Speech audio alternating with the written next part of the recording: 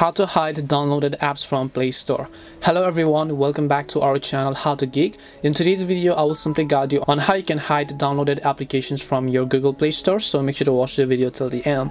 Now, it is one thing to be able to hide the applications that you've downloaded from your app screen if you're using Android, right?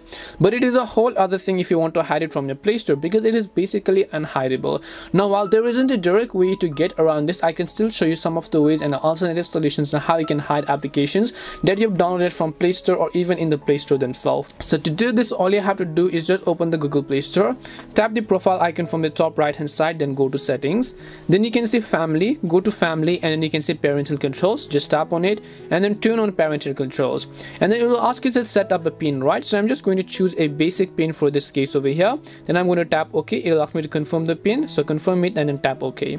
Now you can see apps and games. Tap on apps and games.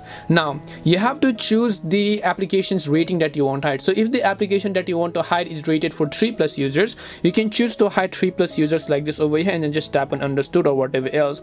Now you can allow all including underrated, or you can just unselect those applications that you don't want from this list over here.